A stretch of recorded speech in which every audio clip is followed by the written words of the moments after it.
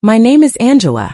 For 15 years I made a living as a forensic accountant, believing that life was a simple equation of loyalty and balanced books.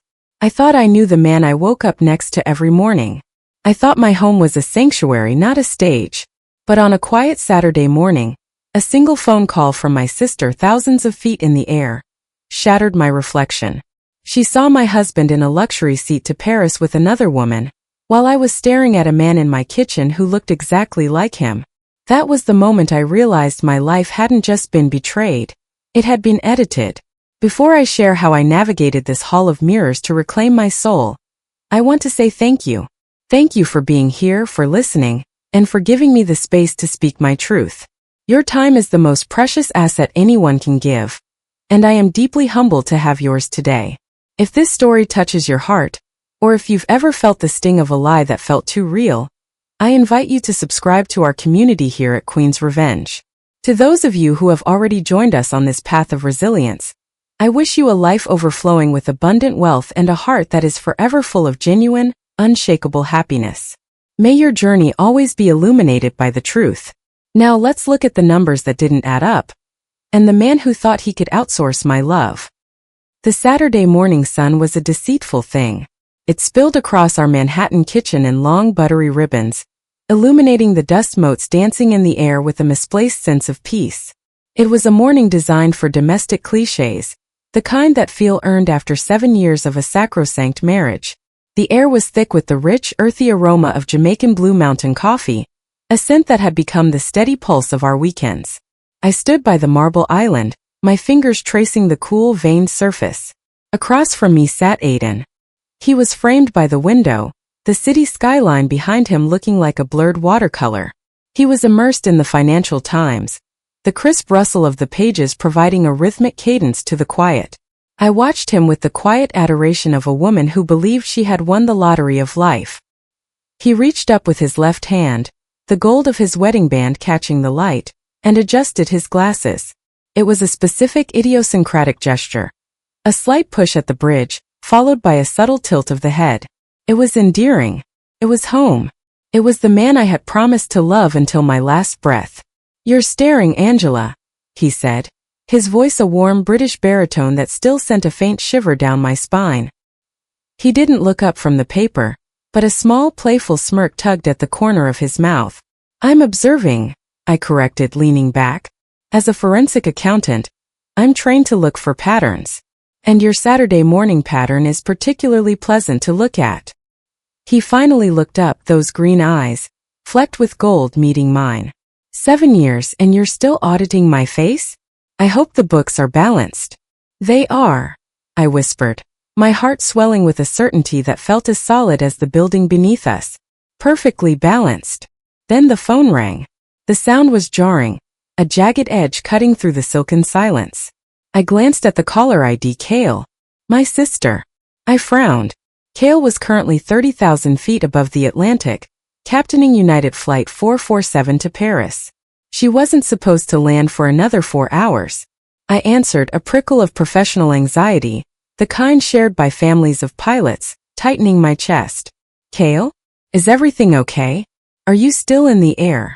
"Angela," her voice crackled, distorted by the satellite link and the ambient hum of the cockpit. But beneath the static, there was a tremor I had never heard before. My sister was a woman of iron nerves, a pilot who had landed planes in crosswinds that would make a seasoned sailor weep.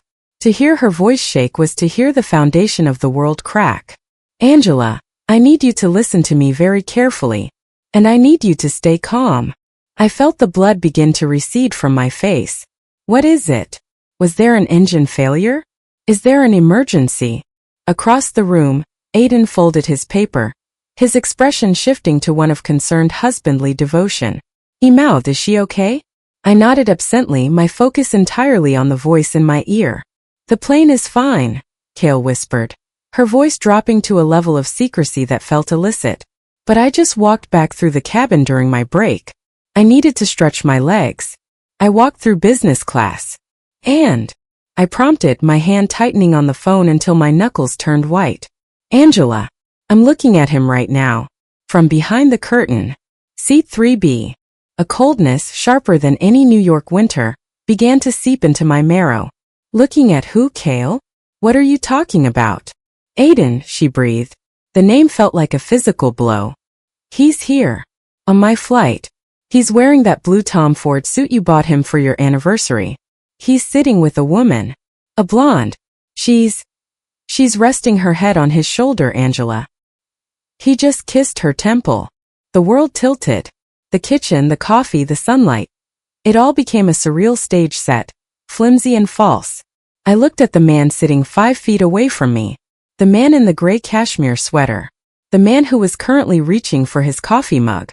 Kale, that's impossible, I said, my voice sounding hollow like it was echoing from the bottom of a deep well. Aiden is right here. He's sitting in front of me.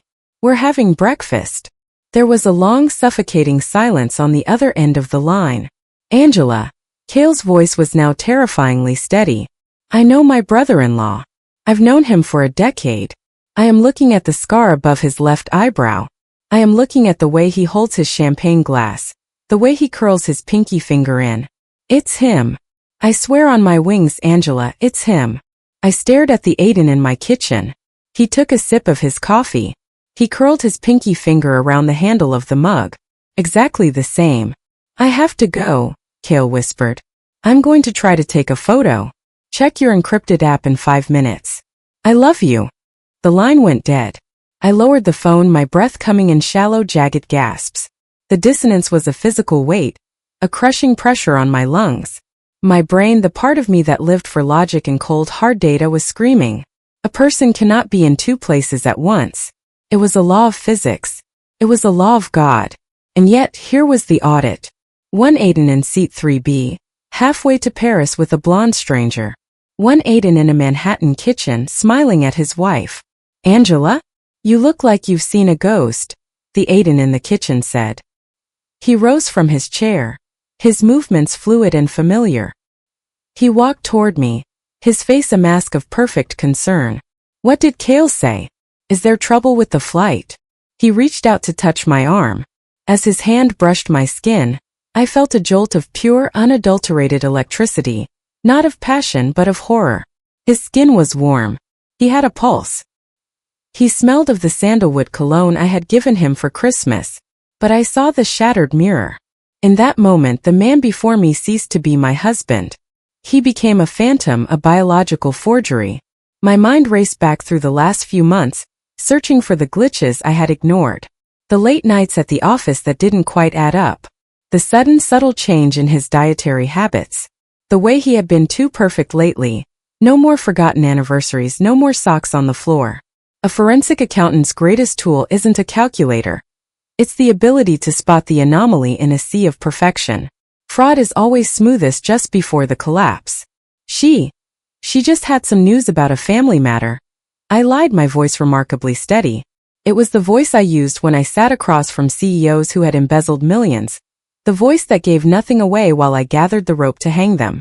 Nothing to worry about. Are you sure? You're trembling. He wrapped his arms around me, pulling me into a hug. I leaned into him, burying my face in his chest. I listened to his heart beat. Thump thump, thump thump. A steady lying rhythm. Somewhere above the Atlantic, another heart was beating in another Aiden. My phone buzzed in my pocket. A notification. I didn't move. I stayed in the arms of the stranger, the sun still shining, the coffee still warm. I realized then that my life as I knew it hadn't just ended. It had been edited, deleted, replaced by a high-definition counterfeit. I wasn't just a wife anymore. I was a hunter. And I was going to follow the trail of this impossible math until I found the man who had stolen my husband's face, and the man who had seen fit to give it to him.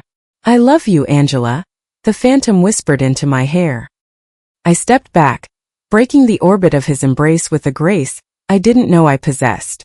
To him, it must have looked like a casual movement toward the counter to retrieve a napkin. To me, it was an escape from a furnace. My skin felt electrified, not with the hum of shared intimacy, but with the visceral revulsion of a biological error. Every nerve ending was screaming that the man who had just kissed my temple was a foreign entity, a synthetic masterpiece designed to bypass my defenses. He didn't seem to notice. He returned to his seat, picking up the white ceramic mug I'd bought him 3 years ago for his 40th birthday. It was a silly, inexpensive thing from a boutique in Soho, with "World's Most Adequate Husband" printed in stark black Helvetica. The real Aiden had roared with laughter when he opened it, a messy, wheezing sound that usually ended in a coughing fit because he'd been a smoker in his 20s. This man, this entity, smiled as he lifted the mug. It was a beautiful smile, a calculated arrangement of facial muscles that reached his eyes with anatomical precision. But the orbicularis oculi didn't crinkle quite right. There was no wheeze when he chuckled at a headline. There was only the smooth, melodic sound of a man who had practiced his joy in a mirror. I stood by the sink, my hands submerged in the warm dishwater, though the plates were already clean. I needed the heat to tether me to reality. My forensic accountant's brain, usually reserved for unearthing offshore tax havens and shell companies, began to open a new ledger. I began to audit the man I had called my husband for 7 years. The ledger of glitches. Entry 1: the phonetic mask. Aiden was born in Surrey, but 15 years in New York had eroded the sharp edges of his vowels.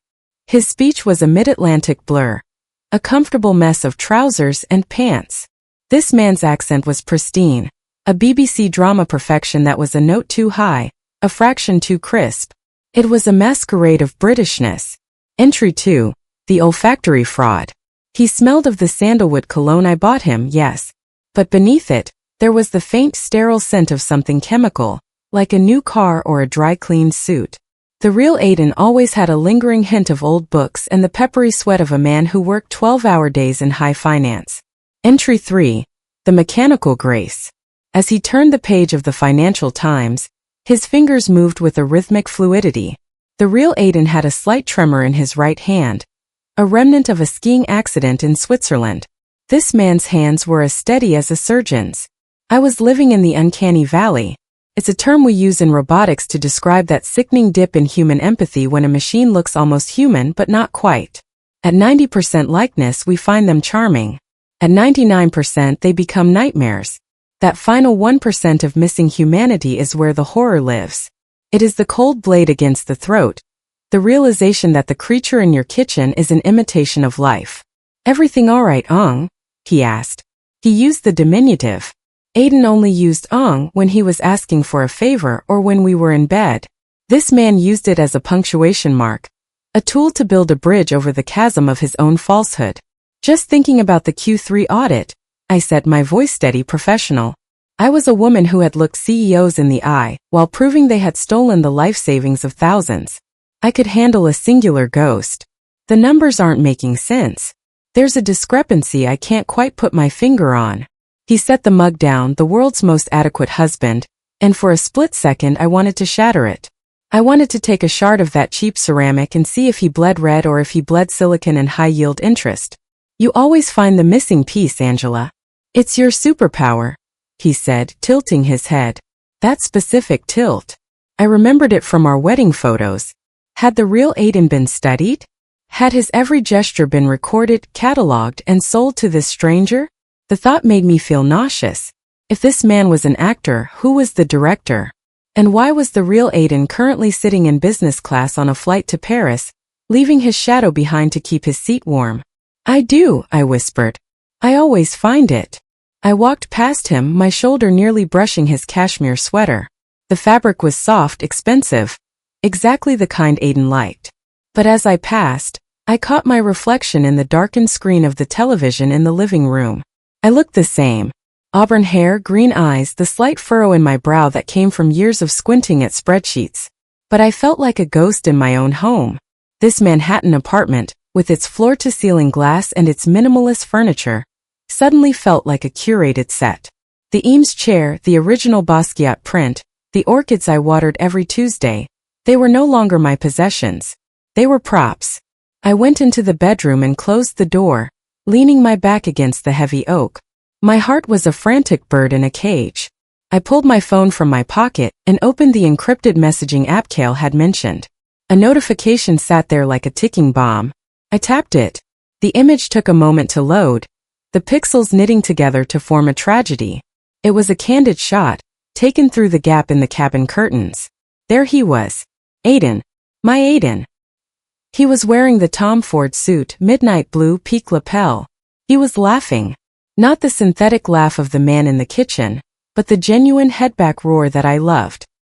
His hand was draped over the armrest of seat 3B, and a woman, young blonde, dressed in an effortless Parisian chic, was leaning into him. She looked at him with the same predatory hunger I had once mistaken for devotion. He wasn't kidnapped. He wasn't being coerced. He was participating. The man in my kitchen was a placeholder, a human decoy hired to maintain the illusion of my marriage, while the real Aiden Mercer liquidated our lives and flew into the arms of a new one. I looked at the wedding ring on my finger. The diamond caught the light, mocking me with its promise of forever. Forever was a lie. My marriage hadn't just failed, it had been outsourced. A soft knock came at the bedroom door. "Angela? You've been in there a while. Do you want to go for that walk in the park we talked about?" I looked at the door. Behind it stood a man who was 99% my husband. A man who had probably been briefed on my favorite flower, my childhood fears, and the way I liked to be held when I was sad. I took a deep breath, smoothing my hair, composing my face into the mask of the dutiful, unsuspecting wife. If he wanted a performance, I would give him an Oscar-winning one. I would be the perfect auditor. I would let him believe the masquerade was working, while I systematically dismantled the life Aiden Mercer thought he could leave behind. "Coming, darling," I called out, my voice dripping with a sweetness that tasted like poison. I opened the door and smiled at the monster. I didn't see a husband anymore. I saw a debit that needed to be settled. I saw a fraudulent entry in the book of my life, and I was going to make sure the final balance was zero. The heavy thud of the oak door echoed through the hallway, a final perfunctory punctuation mark to the morning's performance. "Don't wait up for lunch, Ong. The guys want to grab a drink after the match," the entity had said, swinging his squash racket with a casualness that was almost insulting. He had looked at me with that perfect synthetic concern, waiting for the expected nod, the wifely smile, the "have fun, darling." I gave him all of it. I gave him a masterpiece of domestic submission. But the moment the elevator chimed in the hall, the mask didn't just slip, it disintegrated. I didn't collapse into a heap of weeping betrayal. I didn't shatter the world's most adequate husband mug, though the impulse burned like acid in my throat. Tears were for those who still had something to lose. I had already lost the past. Now I was fighting for the debris of my future. I walked into my home office, a room that had always been my sanctuary of logic. Here, the world was governed by the cold, impartial laws of double-entry bookkeeping. Assets, liabilities, equity. In this room, truth wasn't a feeling, it was a balance sheet. I sat at my mahogany desk, the leather chair sighing under my weight. I opened my laptop, the glow of the screen reflecting in my eyes like the cold light of a distant star. For 20 years, I had performed forensic audits for Fortune 500 companies, unearthing the greed of men who thought they were cleverer than the numbers. I had dismantled empires with a spreadsheet. Now I was about to perform an autopsy on my own life. "Let's look at the systematic destruction of us, Aiden," I whispered to the empty room. I began with our joint premier accounts, the high-yield reservoirs where we'd pooled our successes. My fingers flew across the keys, a calculated dance of muscle memory. I bypassed the surface-level statements, the ones Aiden, the real Aiden, knew I'd glance at. I dove into the metadata of the transactions, the merchant ID codes, the precise timestamps of every cent that had left our lives. The first anomaly hit me like a physical blow. March 14th through 17th. Aiden had told me he was in Boston for a grueling SEC compliance seminar. I remembered that weekend. I had sent him a good night text every evening, and he had replied with weary, loving messages about boring keynote speakers and cold hotel coffee. The ledger told a different story. The transaction wasn't from a Hilton in Boston. It was from the Mandarin Oriental, Tokyo. A deluxe suite, room service for 2 bottles of Krug Wagyu beef, a silk kimono from the hotel boutique. The total was staggering, a 5-figure hemorrhage of our savings. My heart stuttered. While I was in New York, wishing him a restful night, he was watching the sunrise over the Tokyo skyline with the blonde woman from seat 3B. I felt a phantom chill. Tokyo. April in Miami. June in Santorini. The paper trail of betrayal was a map of a world I hadn't been invited to. Every late night at the office, every mandatory business trip, Every weekend he'd spent helping his mother in Connecticut. They were all entries in a grand, calculated embezzlement of my trust. But as I dug deeper, the emotional betrayal was eclipsed by something more sinister. The digital bleeding. I moved to our retirement accounts, the 401ks, the IRAs, the diversified portfolios we'd built to ensure our twilight years would be spent in comfort. This was our forever money. This was the fund for the children we'd deferred. The house in the south of France we'd promised each other. It was being liquidated. Not in large, alarming chunks that would trigger a fraud alert, but in small systematic withdrawals. $9,000 here. $8,500 there. Always just under the threshold of suspicion. It was a slow-motion robbery, a financial exsanguination. Aiden was bleeding us dry, dollar by dollar, transferring the marrow of our future into a series of shell companies I didn't recognize. Lux Corp International, Meridian Holdings, Apex Investments. My professional training took over, a cold forensic armor settling over my skin.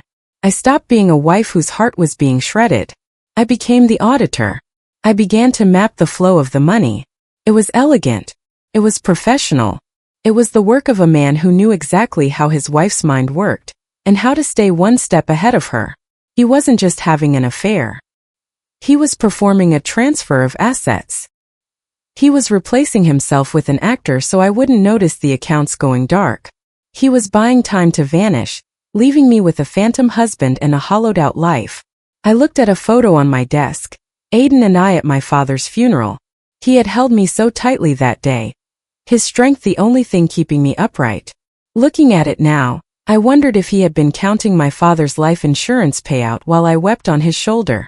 A sharp, jagged sob escaped my throat, but I choked it back. I couldn't afford the luxury of grief. Not yet. The man at the squash court, the synthetic version of my husband, was a liability. But he was also a lead.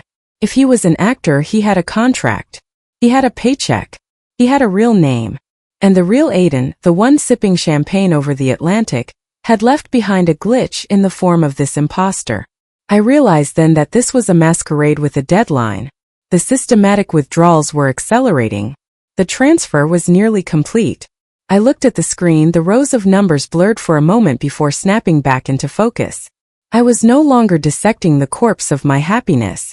I was weaponizing it. I didn't need to cry. I needed a trail.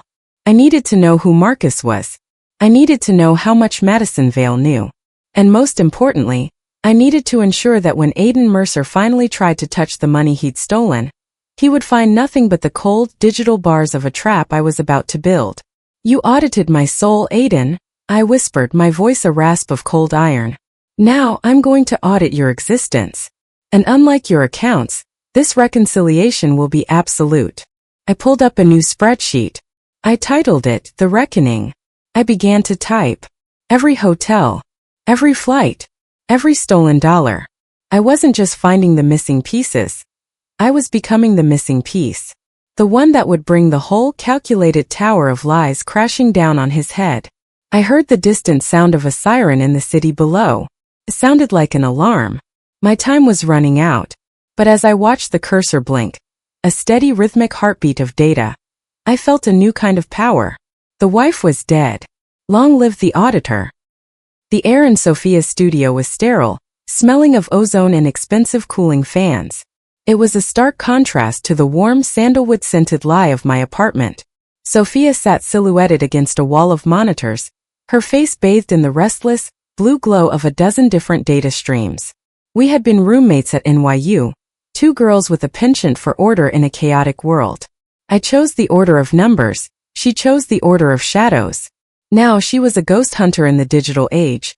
A private intelligence expert who found people who didn't want to be found and saw things that weren't meant to be seen. You look like you've been haunted, Angela, Sophia said, her voice gravelly and devoid of the usual pleasantries. She didn't offer coffee. She didn't offer a hug. She knew me well enough to know that I needed clarity, not comfort. I have been, I replied, sliding into the ergonomic chair beside her. I'm living with a man who has my husband's face, but not his soul. And I think the world around me is starting to glitch. I handed her the thumb drive containing the security footage I'd managed to export from our building's mainframe. As a forensic accountant, I had the credentials to access the integrity logs of the firms I audited. Our building's mid-tier security system had been child's play to bypass. Sophia's fingers danced across her keyboard, a blur of anatomical precision. She pulled up the footage of our lobby from the previous Tuesday. The screen showed the familiar marble foyer, the bored doorman, and then Aiden. Or rather, the entity I was now calling the Phantom. He walked through the doors at 6:14 p.m., exactly when he'd texted me saying he was just turning the corner. He looked perfect. The stride was confident, the tilt of the head was exact, the way he adjusted his cufflinks was a carbon copy of the man I'd married. "Stop," Sophia commanded. She zoomed in on the floor behind him. "Watch the shadow, Angela. Shadows are the soul of the physical world. They are dictated by the laws of ray tracing and light physics, things that the current generation of AI still finds inconvenient." She slowed the frame rate down to a crawl. As the Phantom walked past the heavy crystal chandelier in the center of the lobby, something happened. For a fraction of a second, no more than 3 frames, the shadow beneath his feet didn't move with him. It flickered. It stuttered like a scratched DVD, a jagged, pixelated artifact that tore through the reality of the marble floor. Then I saw it.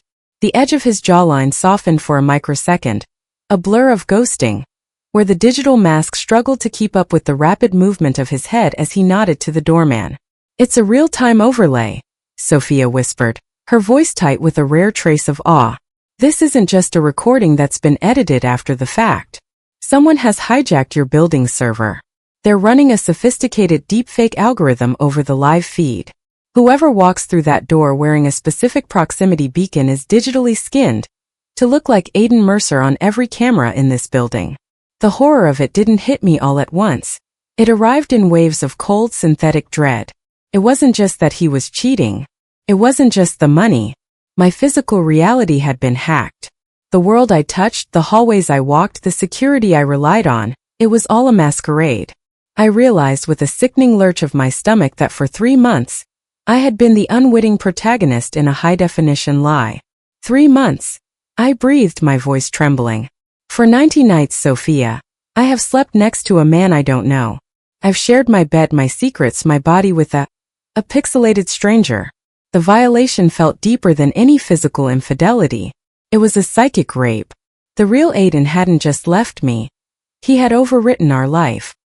He had treated our home as a set, our marriage as a script, and me as a fool who couldn't tell the difference between a husband and a hologram.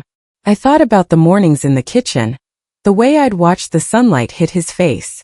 Had I been looking at skin, or was I looking at a flawlessly rendered texture? When he kissed me, was he thinking about his lines? Was there an earpiece in his ear, feeding him the answers to my questions? Who is he, Sophia? The man in my house. Sophia tapped a few keys, bringing up a facial recognition program that bypassed the deepfake filters by focusing on gait analysis and skeletal proportions. A different face appeared on the side monitor. It was a man with a sharp, hungry look, handsomer in a rugged, unpolished way than Aiden. Marcus Webb, Sophia read from the screen. A classically trained actor from Queens. He's had a string of off-Broadway roles, mostly playing villains or the charming stranger. He dropped off the radar about 4 months ago. No social media activity, no union dues paid. He went dark. Aiden hired a villain to play the hero, I said, a bitter laugh bubbling up in my chest. He didn't just hire him, Angela. He scripted him. This level of deception requires a director. Look at the financial flow again. Sophia pulled up my spreadsheet, the one I'd titled The Reckoning. The shell companies aren't just for the money. They're paying for the production. Marcus Webb is being paid a retainer through Apex Investments. He's on a salary to be your husband. I stared at the image of Marcus Webb. I looked at the man who had been my Aiden for 12 weeks. I felt a strange, cold pity for him.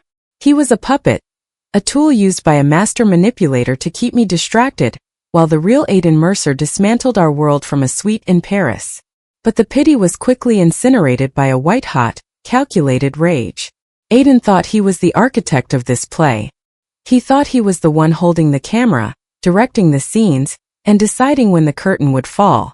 He thought my forensic brain was too narrow, too focused on numbers to see the flickering shadow on the floor. He had underestimated the auditor. Numbers don't just represent money, they represent truth. And truth, once found, is the most elegant weapon in existence. Sophia, I said, my voice turning into a cold, sharp blade. I need you to do something for me. I need you to find the transfer point. If Aiden is in Paris, he's waiting for something. A final liquidation. A moment when the digital lie becomes a permanent reality, and the money vanishes forever. He's waiting for the end of the quarter, Sophia said, pointing to a date on the calendar. October 15th. Your anniversary. The cruelty of it was breathtaking.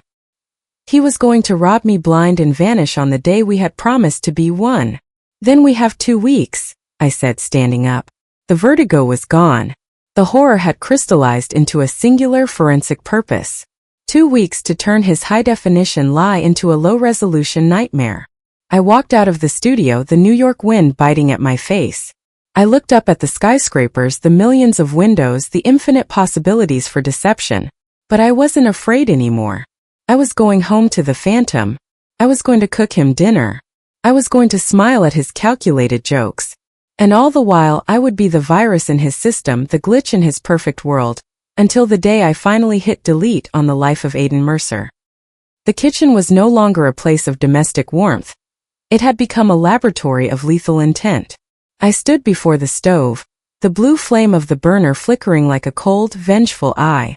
On the marble counter, the ingredients for my grandmother's shrimp scampi were laid out with meticulous order.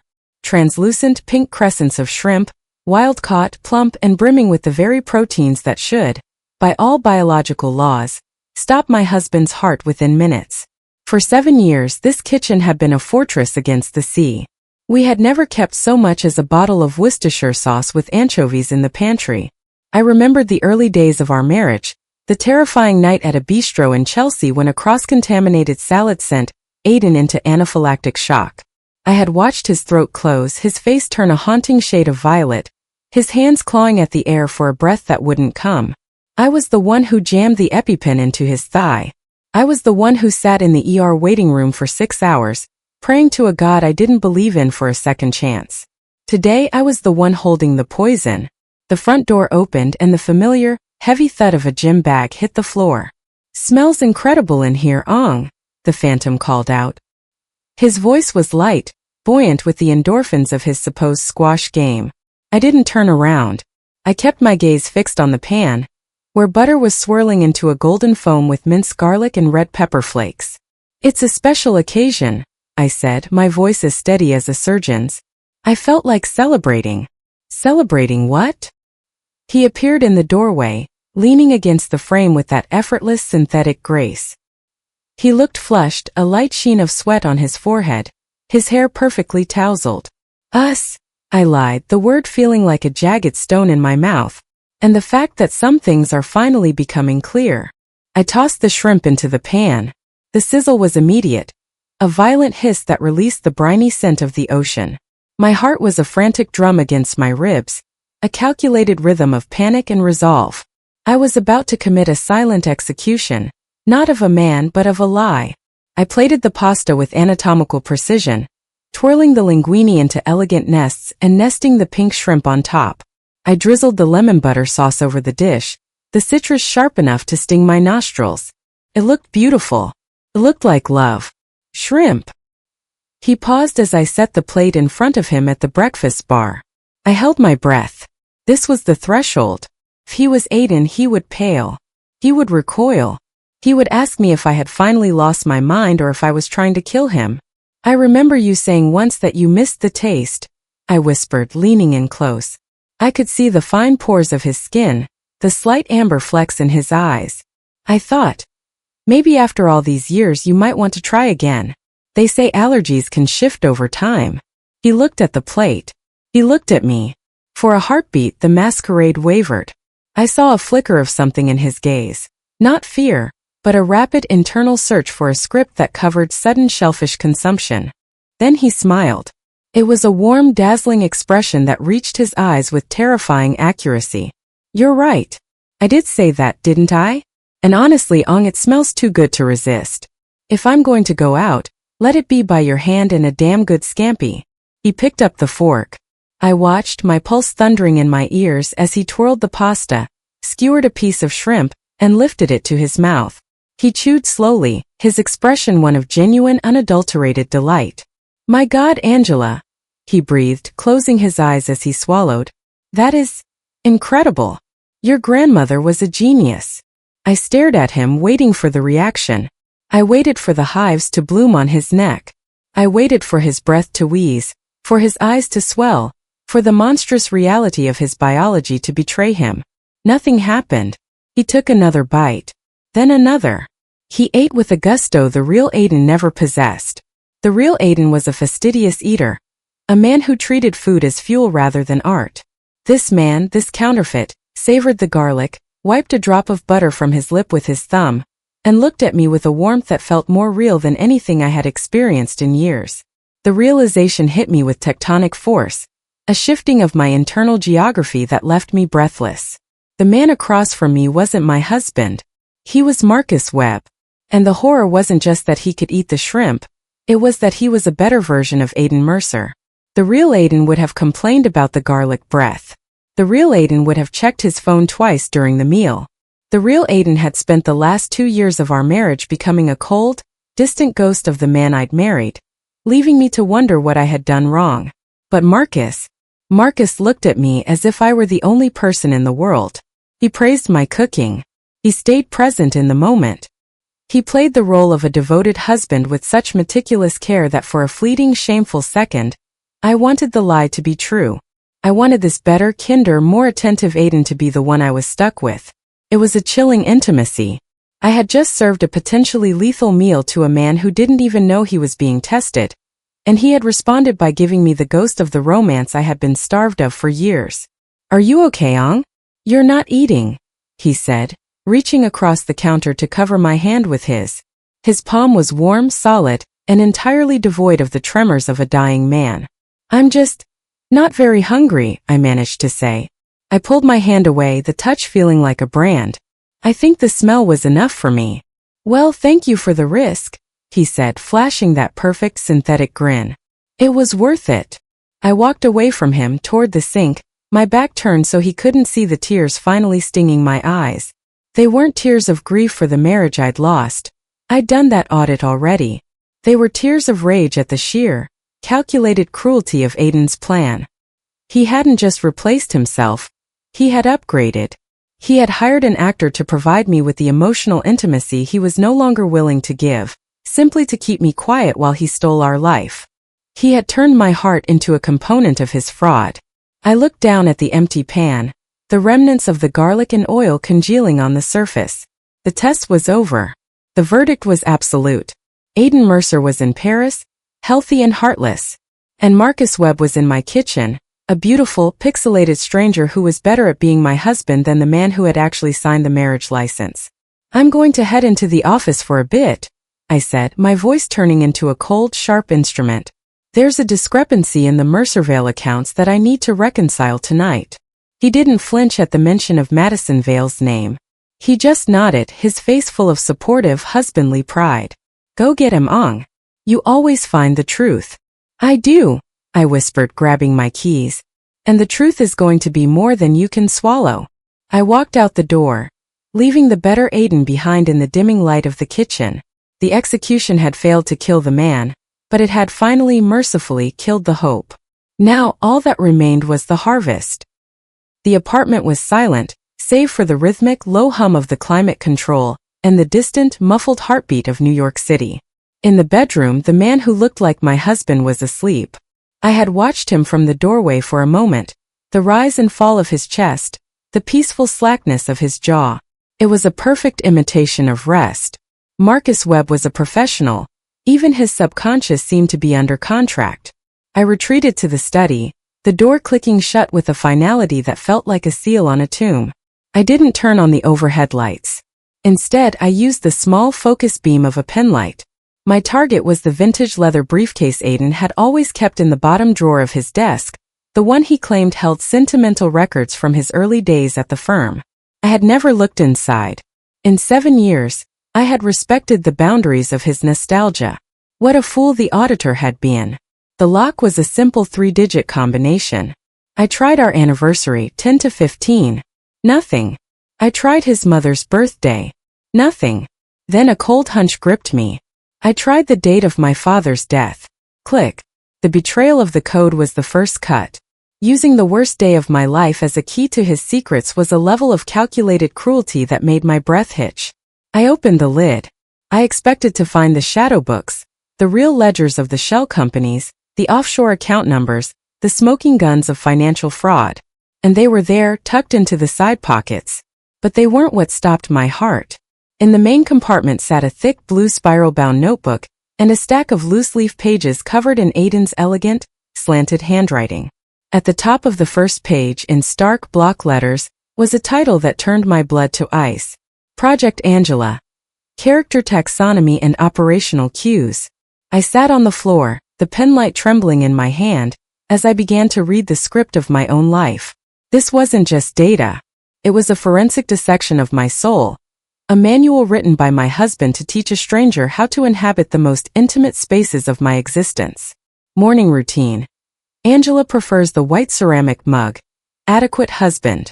1 sugar, no cream. If she stares out the window for more than 30 seconds, she is thinking about the Q4 projections. Do not interrupt. Simply place a hand on her left shoulder. She will sigh. This is the cue to offer a walk. Asterisk. The father trigger. Subject is highly sensitive to the word sudden. It reminds her of the heart attack.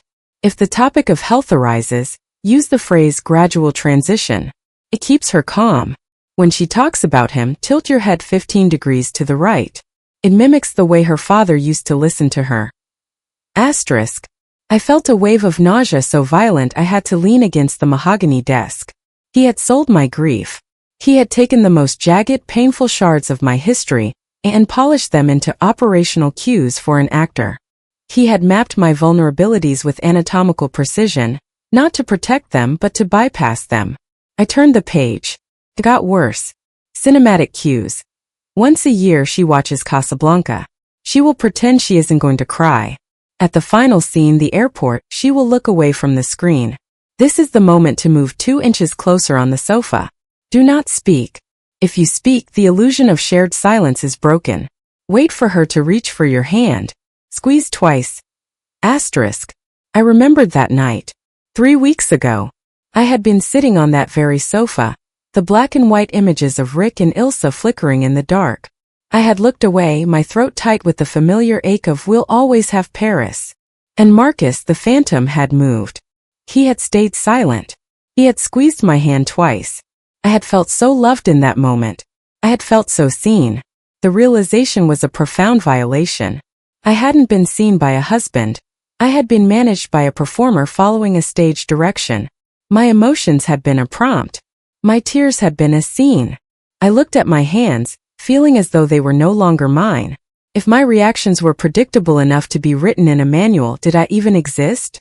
Or was I just a series of programmed responses in Aiden Mercer's grand masquerade? I felt as if my very soul had been plagiarized. Every secret I had whispered into the pillow, every quirk I thought was our private language, every silence we had shared. It was all there, reduced to bullet points. Aiden had stripped me of my uniqueness and turned me into a subject.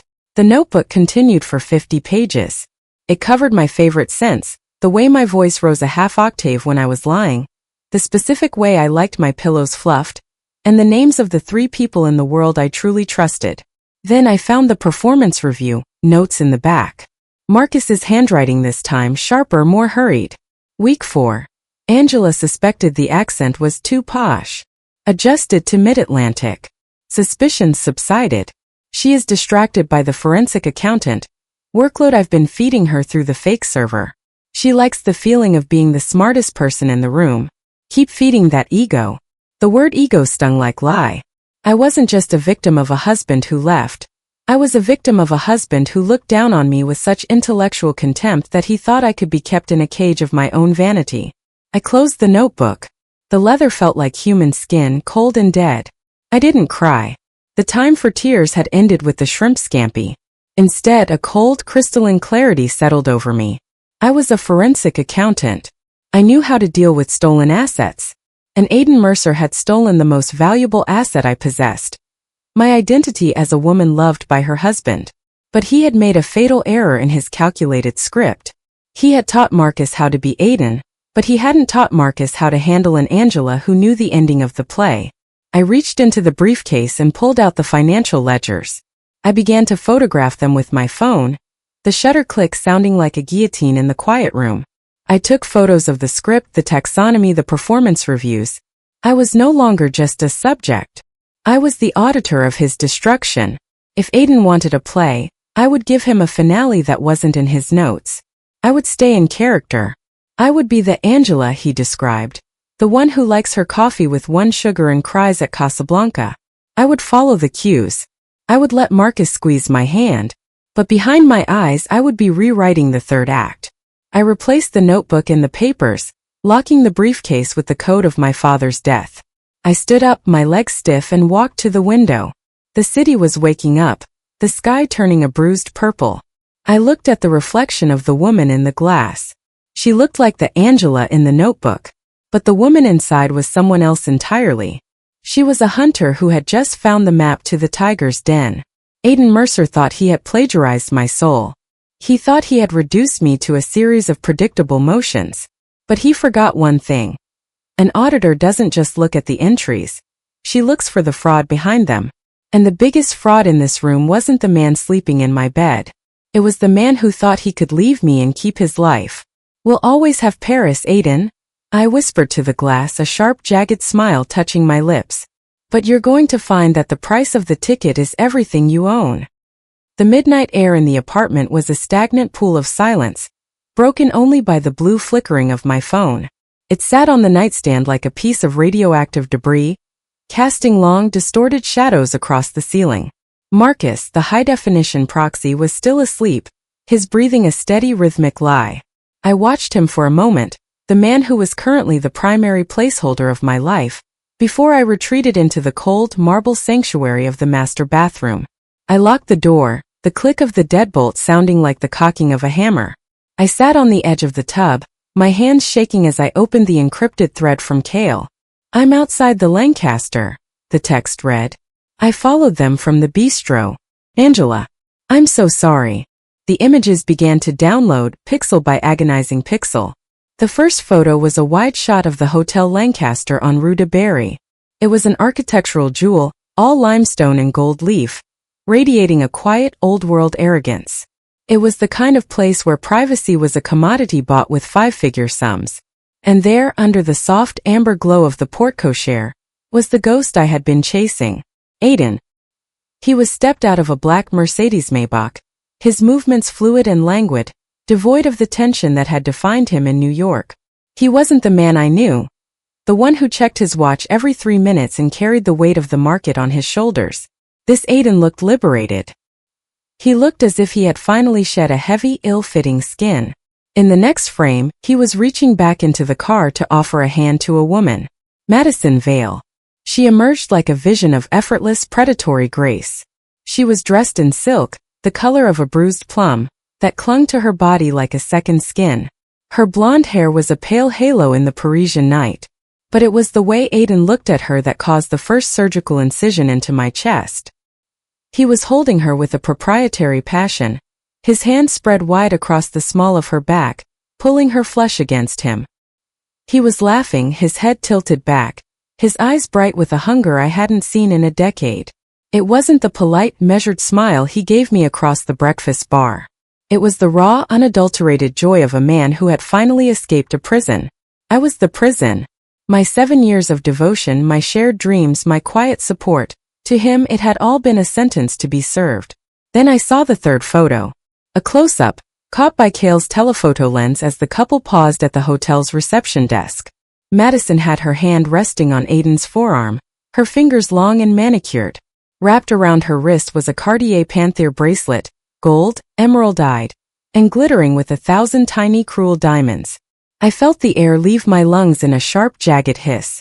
6 months ago, I had found the receipt for that bracelet in the pocket of his suit. He had smiled, kissed my forehead, and told me it was a milestone gift for his mother's 70th birthday. He had even shown me a photo of a wrapped box, claiming he'd mailed it to Connecticut. I had felt a surge of pride in his thoughtfulness. I had even sent his mother a card, which she'd never acknowledged. Not that she ever did. The bracelet wasn't in a jewelry box in a quiet suburb. It was on the wrist of a pharmaceutical sales rep in Paris, a trophy of his successful exfiltration from our life. The pain was no longer a dull, heavy ache. It had evolved. It was now a sharp surgical incision, precise and cold, slicing through the layers of my denial until it hit the white of the bone. He didn't just have an affair. He didn't just fall out of love. He had replaced himself so I wouldn't notice he was gone. The sheer, calculated logistics of it were breathtaking. He had scouted Marcus Webb, trained him, scripted him, and installed him in our bed like a piece of smart furniture. He had outsourced his marital duties so he could pursue his liberation, without the mess of a divorce, without the audit of a legal split, and without the inconvenience of my grief. I was being managed by a proxy while the principal party enjoyed the dividends of my stolen life. I looked at my own wrist bare and pale. I looked at the reflection in the vanity mirror, the Angela who was still following the script. I felt a sudden violent urge to scream, to shatter the marble, to tear the Tom Ford suits from the closet and burn them in the middle of the living room. But an auditor doesn't scream. An auditor waits for the reconciliation. I zoomed in on Aiden's face in the photo. He looked so happy. He looked as if he had already forgotten I existed. He thought he was safe in the amber of his Parisian fantasy. He thought the distance and the deepfakes had made him untouchable. "You're not a ghost, Aiden," I whispered to the screen, my voice a dry, rasping promise. "You're just a line item I haven't closed yet." I began to save the photos into a hidden partition on my cloud drive. I titled the folder, Exhibit A, The Cost of Liberation. I realized then that the Cartier bracelet was more than a betrayal. It was a signature. It was the evidence of a fraudulent transfer. In the world of forensic accounting, once you find the first illicit gift, the rest of the house of cards usually follows. I stood up, smoothing my hair, my face settling into a mask of forensic coldness. I walked back into the bedroom where the phantom Marcus shifted in his sleep. He reached out an arm, instinctively seeking the Angela in the script. I let him touch me. I let his hand rest on my hip, a synthetic warmth that I now recognize for exactly what it was. A placeholder. I lay there in the dark, staring at the ceiling, my mind a whirlwind of calculated revenge. Aiden was burning through our life in Paris, thinking he had left a perfect simulation behind to keep the fire from reaching him.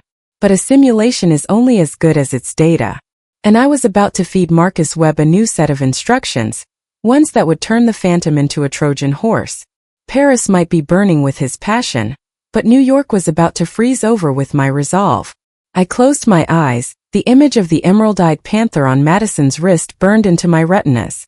He had bought her a predator. He should have remembered that he was married to one. The drive to the Whispering Oaks assisted living facility felt like a funeral procession for a life I was still technically living. Outside, the New York autumn was in full vibrant display, maples bleeding crimson and gold against a sky so blue it felt like a bruise. Inside the facility, the world was a muted palette of beige and antiseptic.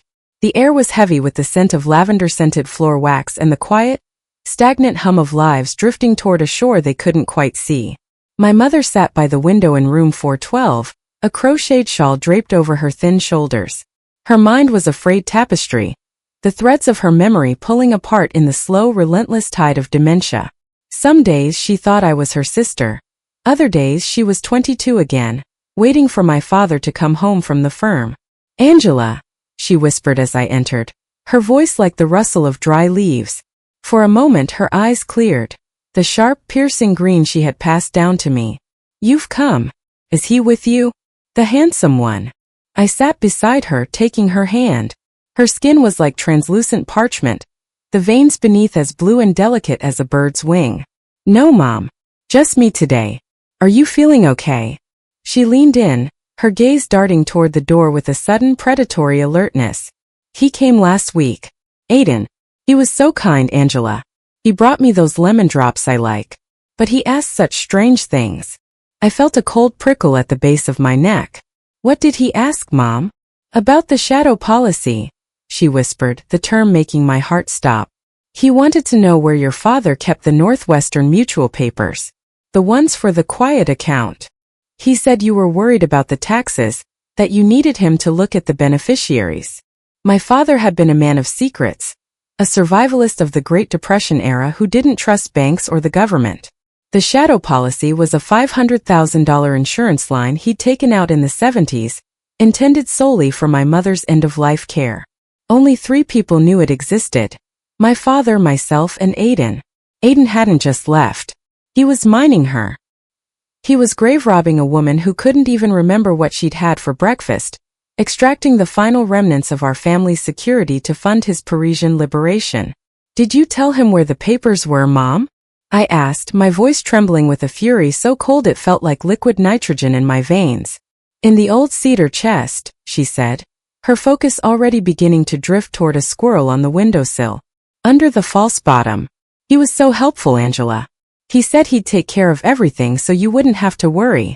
I kissed her forehead, a dry, paper-thin sensation, and walked out of the room. I didn't head for the exit. I walked straight to the administrative office.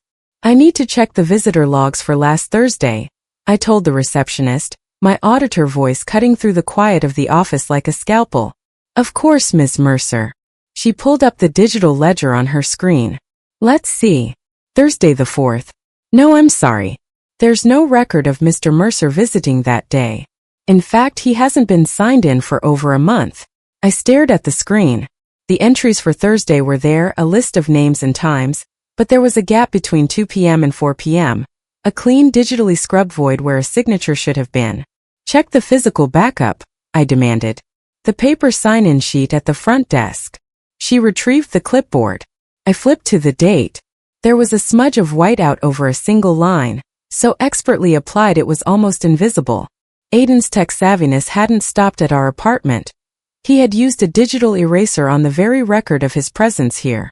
I'd like to see the security footage for the hallway of the 4th floor, I said, sliding my private investigator's credential across the desk, a professional courtesy I rarely had to use. Now, 10 minutes later, I was staring at a grainy black and white monitor. There he was. 2:14 p.m. He was wearing a nondescript navy windbreaker and a baseball cap pulled low, but the gait was unmistakable. The anatomical precision of his movement, the way he checked his watch, it was the real Aiden, not the proxy back at the apartment. He must have flown back from Paris for 48 hours, a ghost returning to the scene of a crime to finish the plunder. I watched him enter my mother's room. I watched him emerge 40 minutes later, a manila envelope tucked under his arm. He didn't look like a husband. He looked like a parasite. He looked like a man who had looked into the eyes of a vulnerable, fading woman and seen nothing but a withdrawal slip. I stood in the dim light of the security office, and I felt something inside me break. It wasn't my heart. That had been shattered weeks ago. It was the last thread of my humanity that felt any obligation toward mercy. The grief for the man I'd loved, for the 7 years we'd shared, for the life we'd built. It evaporated, replaced by a cold, hard desire for total annihilation. He had desecrated the memory of my father. He had stolen from a woman who couldn't defend herself. He had treated my mother's fading mind as a data mining opportunity. You think you're so clever, Aiden? I whispered to the flickering screen. You think because you can edit the logs and skin a stranger in my image, that you are the master of reality. I took out my phone and dialed Sophia. I found the memory thief, I said, my voice sounding like grinding stone. He's targeting my mother's estate. He's looking for the Northwestern Mutual policy. Sophia, I don't want to just stop the transfer anymore. I want to burn his world until there isn't even ash left to audit. Angela, that's a dangerous line to cross, Sophia cautioned, her voice low. He crossed the line when he stepped into room 412, I countered. He's playing a game of shadows. It's time I turned on the lights. I walked out of Whispering Oaks, the autumn leaves no longer looking like gold, but like the scattered debris of a fallen empire. I got into my car and sat in the silence for a long time. I thought about the Northwestern Mutual policy. It was a shadow policy for a reason. My father had set it up with a specific ironclad clause. It could only be liquidated in person, with a dual signature from the primary beneficiary and the daughter. Aiden knew that.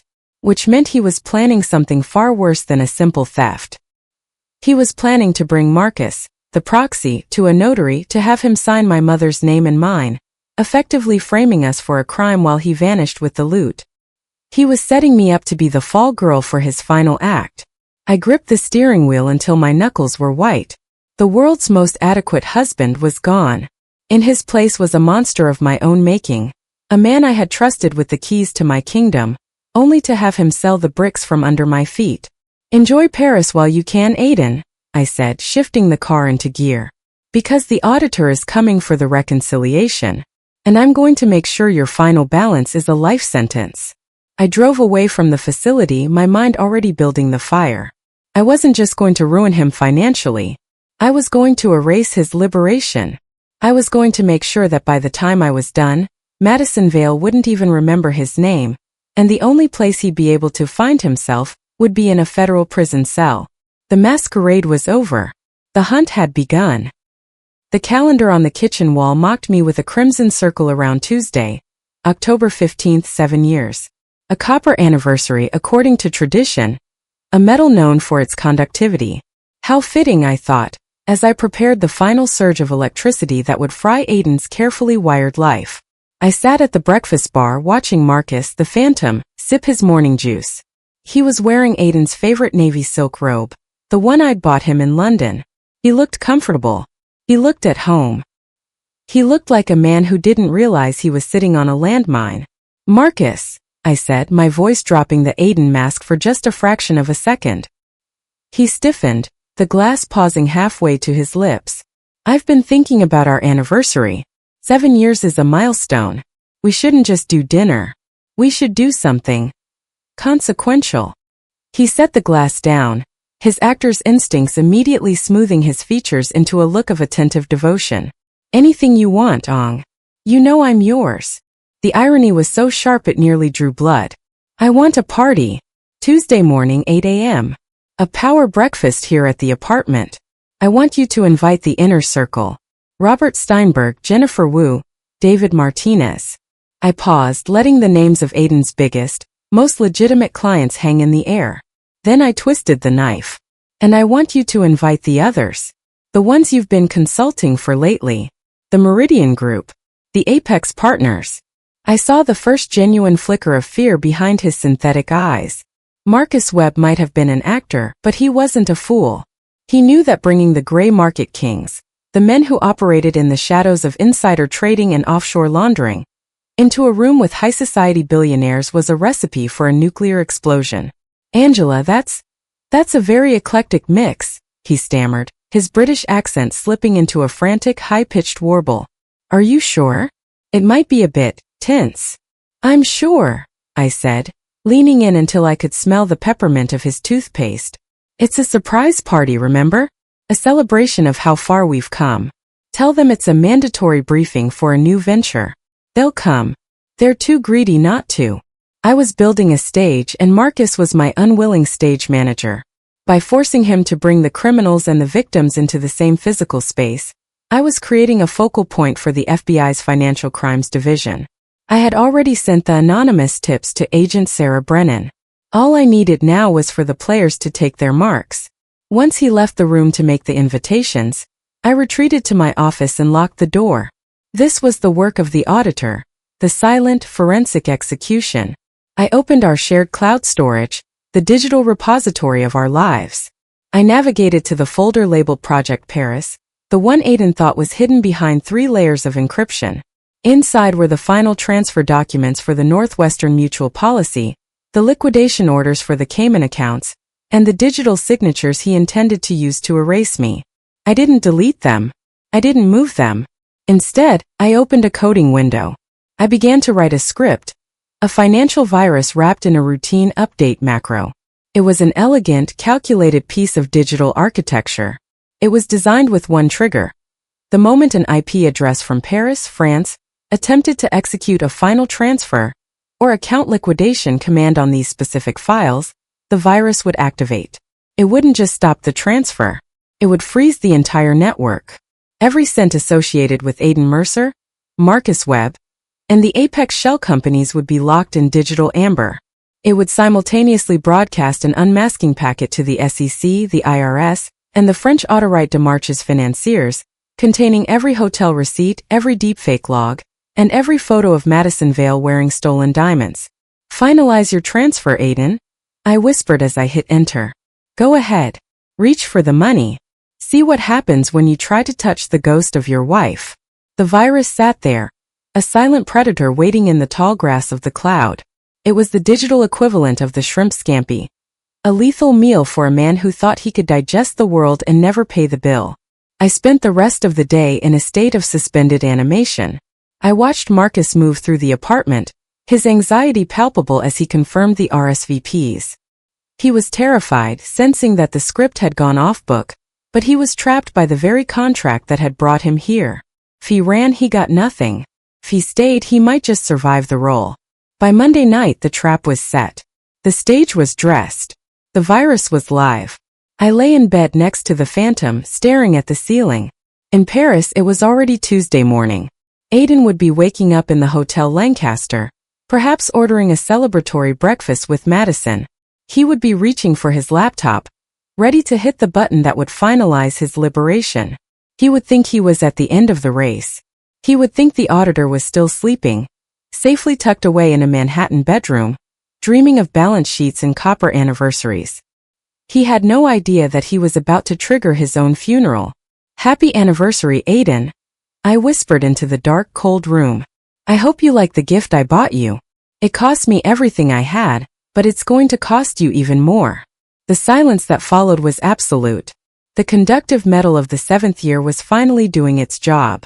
The surge was coming. The clock on the mantelpiece chimed 11 p.m., a cold, metallic sound that signaled the end of the penultimate day. The apartment felt brittle, as if the air itself were made of glass ready to shatter. I found Marcus in the kitchen, staring at the world's most adequate husband mug with a hollow intensity. He hadn't changed into his pajamas yet. He was still wearing the navy suit, his tie loosened, looking like a man waiting for a curtain call that had been delayed indefinitely. I didn't sneak up on him. I walked with the heavy, deliberate tread of a woman who was done with the masquerade. "The script is over, Marcus," I said. My voice wasn't loud, but it carried the weight of a gavel. He didn't jump. He didn't even turn around. But I saw his shoulders drop, a literal sagging of his posture that seemed to shed 3 inches of height. When he finally spoke, the polished, Surrey-bred baritone was gone.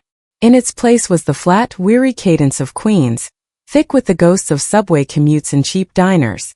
"How long?" he asked. He turned to face me, and for the first time I saw the man behind the synthetic mask. He looked exhausted. His eyes weren't bright with Aiden's calculated charm. They were bloodshot and heavy with the guilt of a job that had gone on too long. "Since the first Tuesday," I replied, leaning against the marble counter. "My sister saw the principal in business class. You were just a low-resolution copy from the start." Marcus let out a short, jagged laugh that turned into a sigh. He sat down at the breakfast bar, burying his face in his hands. 20 grand, he muttered into his palms. "He offered me $20,000 to house-sit a marriage. He told me you were in on it. He said it was a social experiment, a way to test the boundaries of identity for a book he was writing. I was a failed actor waiting tables at a steakhouse in Midtown Angela. I hadn't had a callback in 3 years. 20 grand felt like a kingdom. The anger I had prepared, the sharp forensic vitriol wavered. I looked at him and didn't see a villain. I saw a man who had been weaponized by Aiden's brilliance. We were both casualties of the same calculated architecture. I had been the oblivious wife. He had been the desperate performer. "He coached you," I said. "It wasn't a question." "For a month before he left," Marcus whispered. He looked up, his expression one of raw, unvarnished honesty. "He made me watch videos of you sleeping. He made me memorize the way you smell. He'd sit me in a chair and drill me on your father's favorite jazz records, the exact temperature you like your tea, the way your eyes change color when you're about to cry. It wasn't just acting, Angela. It was brainwashing." He reached into his pocket and pulled out a small tarnished brass key. He slid it across the marble toward me. "He made me promise to burn everything if you ever got suspicious. But I couldn't do it. I'm a hack maybe, but I'm not a monster. What is this? I asked, my fingers hovering over the cold metal. A storage unit in Long Island City. Unit 447, Marcus said. It's all there. The rehearsal tapes. Every session where he taught me how to lie to you. Every recording of him explaining how to bypass your auditor's instincts. He recorded himself so I could practice the inflection of his voice. He called it the Angela Protocol. Picked up the key. Felt heavier than it should have. We sat there in the silence of the luxury apartment. A masterpiece of Manhattan real estate that had become a hollow stage. We were two people who had shared a bed and a life for 3 months, yet we were total strangers, bonded only by the man who had discarded us both. He's in Paris with her, isn't he? Marcus asked quietly. Yes. With Madison Vale. And my mother's life insurance. Marcus winced. I didn't know about the mother. He told me she was already gone. God, Angela. I'm sorry. I really am. I thought I was playing a role in a harmless prank. I didn't realize I was helping a man murder a life. You weren't just a performer, Marcus. You were the distraction, I said, my voice softening despite myself. But the play ends tomorrow morning. The FBI will be here at 8 a.m. Along with every client Aiden ever lied to. Marcus nodded slowly. He didn't ask for a lawyer. He didn't ask to run. He just looked at the world's most adequate husband mug one last time before sliding it toward the edge of the counter. I gave him the best performance of my life, Marcus said, a bitter smile touching his lips. And all I got was a front row seat to a tragedy.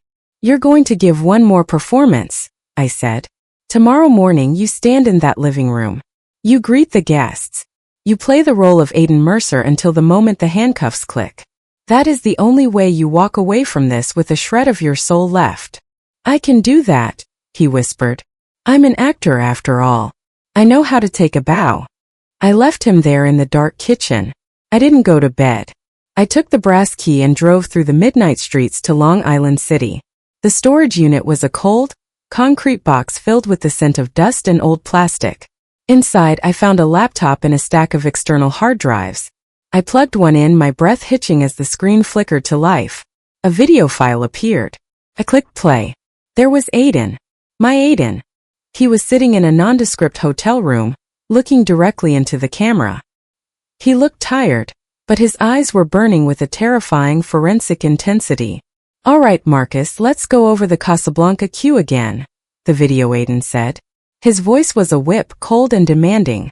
When she looks away at the end, count to 3. Not 2, not 4. 3. Then you squeeze her hand twice. It's a rhythmic anchor. It makes her feel safe. And when she feels safe, she stops looking for the truth. Don't fuck this up, Marcus. She's smarter than you. If you give her an inch of doubt, she'll pull the whole thread. I watched hours of it. Aiden Mercer, the man I had loved, systematically dismantling my personality so a stranger could wear it. It was a surgical betrayal. It was the Angela Protocol. A manual for the destruction of my reality. I sat on the cold floor of the storage unit, the blue light of the laptop illuminating the tears I had finally allowed myself to shed. They weren't tears for a lost husband.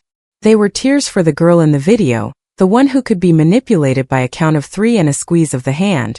But as the final video ended, I felt the grief transform. It crystallized into a sharp, jagged diamond of resolve. Aiden was right about one thing. I was smarter than Marcus.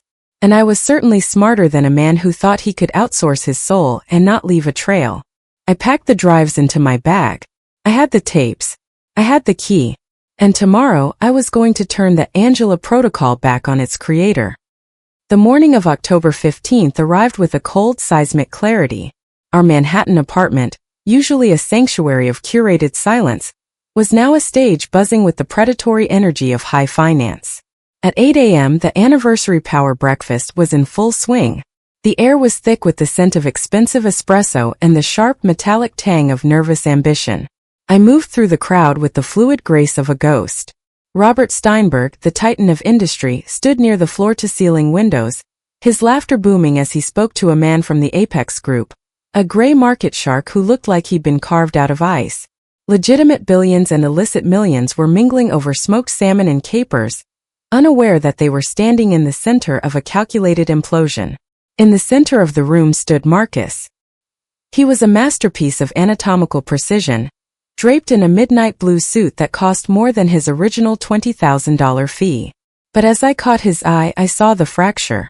His hand, gripping a crystal flute of mimosa, was trembling. He was an actor who had realized the theater was on fire, but the exit doors were locked. I retreated to the hallway, pulling a tablet from a hidden alcove. The screen was a black void, save for a single pulsating red line. Trigger status: pending. At 8:12 a.m. the line turned green. Across the ocean, in a luxury suite at the Hotel Lancaster, Aiden had just hit execute. He was reaching for the $47 million, the sum total of our life, my mother's security, and his client's trust.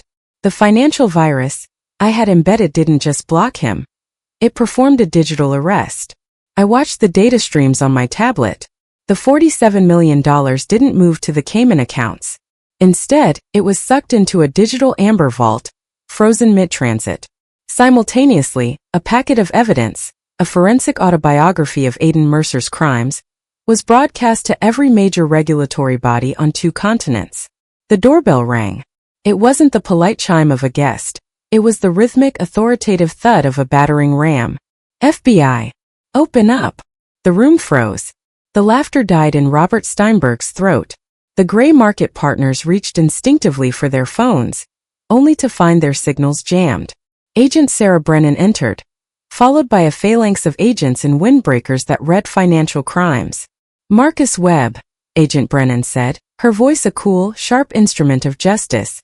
You are under arrest for conspiracy, identity theft, and grand larceny. I watched Marcus. He didn't fight. He didn't even look surprised. He simply lowered his head, allowing the agents to pull his arms behind his back. The perfect husband was being dismantled in front of the very men he had spent months deceiving. The confusion on the guests' faces shifted to a jagged, ugly horror as they realized the man they had trusted with their portfolios was a fiction. Angela. Robert Steinberg looked at me, his face a mask of bewildered betrayal. What is this? Where is Aiden? Look at the screen, Robert, I said, pointing to the 80-inch television mounted on the wall. I clicked a button on my tablet, overriding the morning news feed. The screen flickered, showing a chaotic live broadcast from Charles de Gaulle Airport in Paris. The shaky camera footage was focused on the premium lounge. There he was, the real Aiden. He was being tackled to the polished terminal floor by 4 French officers.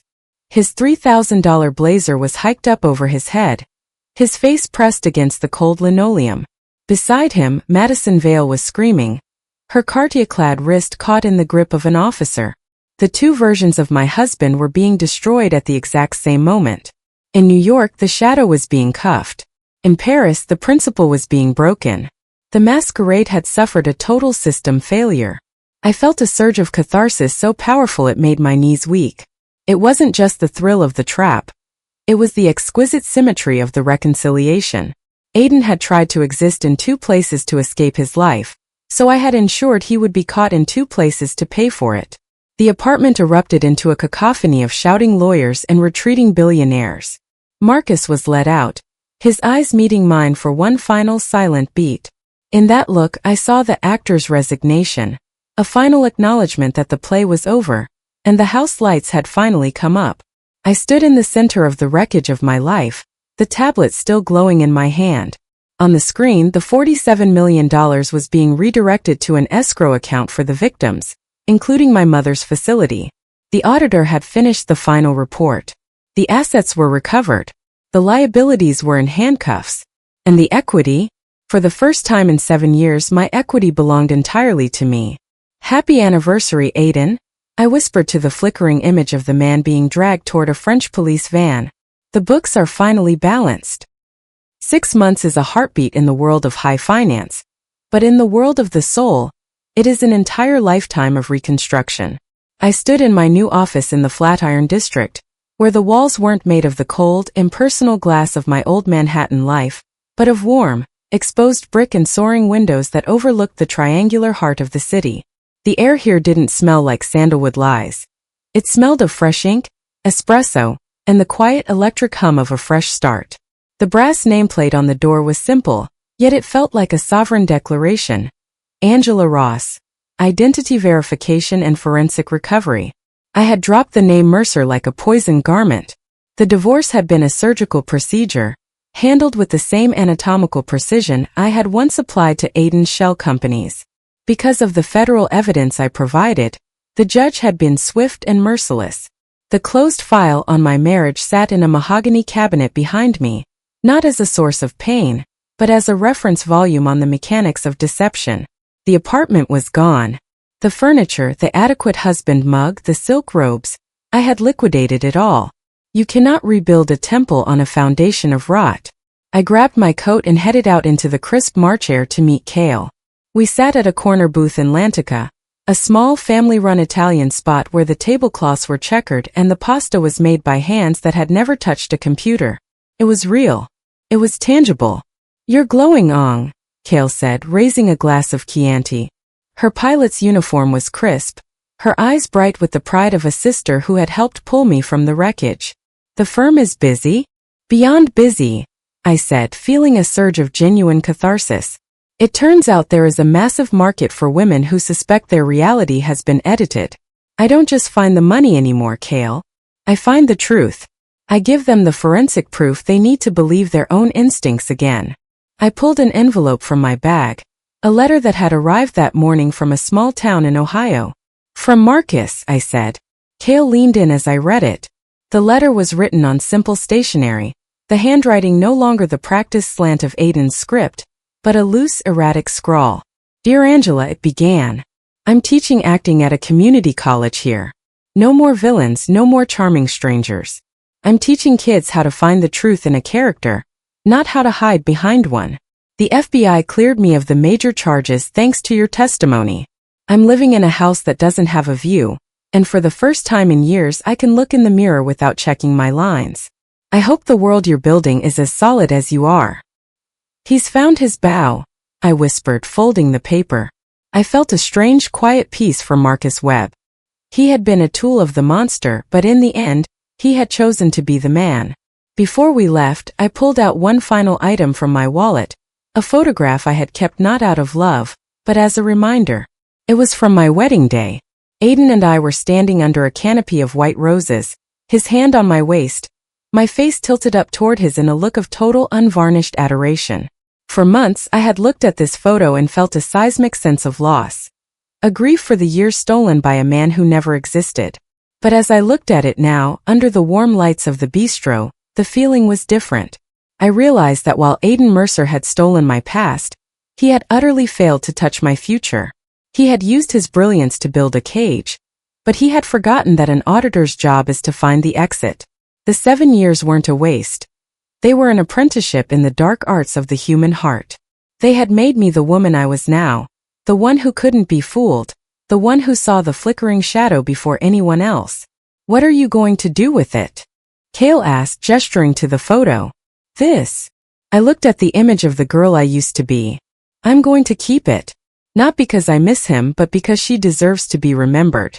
She was brave enough to love a ghost, and I am brave enough to live without one." I tucked the photo away. I was no longer an accountant of loss, tallying the debts of a fraudulent marriage. I was the architect of my own truth. As we walked out into the cool New York night, the city lights shimmering like a sea of diamonds, I felt the phoenix within me finally stretch its wings. The fire had been hot, and the betrayal had been absolute, but the ash had been swept away. I hailed a cab, my mind already turning toward tomorrow, toward the new clients, the new audits, and the infinite beautiful possibilities of a life where the numbers finally perfectly balanced. "Happy anniversary to me," I whispered to the wind. The masquerade was over. The reality was just beginning. Thank you for walking through these shattered mirrors with me. It is a humble privilege to share a journey so personal, and I am deeply grateful for your time and presence. We all have moments when our reality glitches. Have you ever had to find the courage to face a truth that didn't add up? I'd love to hear your story of resilience in the comments below. If this story touched your heart or gave you strength, please consider subscribing to Queen's Revenge. Let's reclaim our power, one truth at a time.